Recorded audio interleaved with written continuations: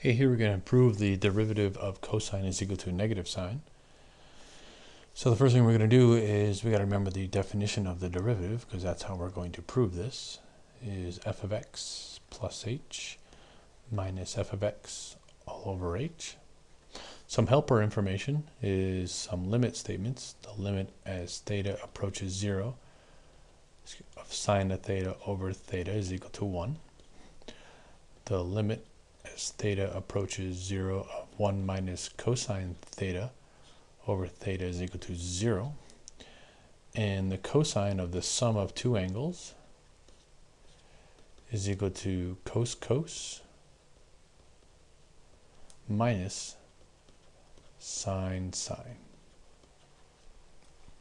So this is just pre-calc stuff and limit stuff that we need to prove the derivative of cosine is equal to negative sine. And a little rhyme here, derivative of cosine is minus the sine. So minus the sine. So therefore f of x plus h, well, we're trying to find a derivative of cosine, so therefore we're going to plug in our f is going to be cosine. So our limit as h approaches 0 is the cosine of x plus h minus the cosine of x all over h. And we're given a cosine of a plus b, x plus h, a plus b, same thing. So we're going to use that little pre-calc rule over there that I have. So the cosine of x, the cosine of h, minus the sine of x, sine of h, minus cosine of x. So that just was brought down all over h. Notice we have a common factor, cosine x and cosine x. So I'm going to move those two next to each other and then factor out a cosine x. So the cosine of x, cosine of h, minus the cosine of x, minus the sine of x, sine of h. So therefore I'm going to factor out a greatest common factor out of that pair right there.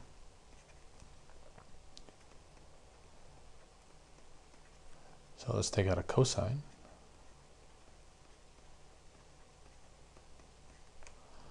Minus the sine of x, sine of h,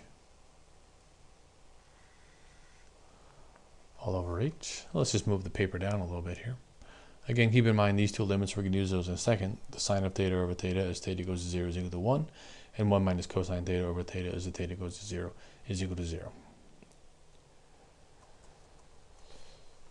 So I'm going to break this up into two fractions. Here's our first fraction and here's our second fraction. So the limit as h approaches 0 of cosine of x. Notice that this is x, cosine of x, and we're doing the limit as h approaches 0. So h has nothing to do with x. So I'm going to write this as the cosine of h minus 1 all over h minus the sine of x, the sine of h all over h. Okay, now here is our limit. That one is 1, and this one's going to look like 0 in a second. I'm going to take a negative out of this here, so I'm going to make this cosine negative and that 1 positive, and just put a negative up front. So I get the limit as h approaches 0 of negative. I'm just going to put the negative up front. And I'm just going to switch the order here, so I get 1 minus cosine of h.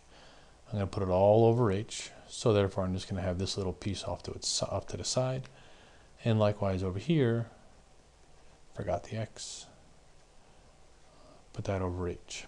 So now I'm just going to take this limit statement and also put it in front of this guy right here.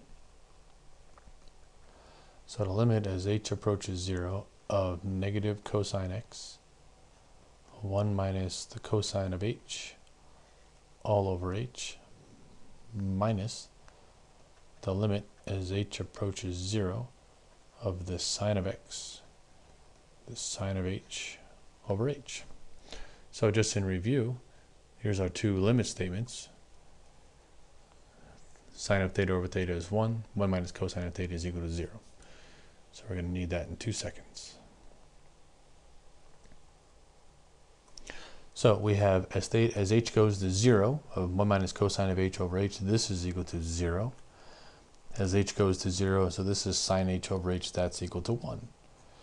So therefore I have negative, and notice that this cosine of x is not affected by h because those variables don't agree, and likewise here this sine of x is not affected by this h. So this is negative cosine of x times 0, so this essentially cancels out, minus sine of x times 1. Well, this is gone, so I'm just left with the negative sine x, which that is equal to the derivative of cosine x. So cosine x is minus the sine.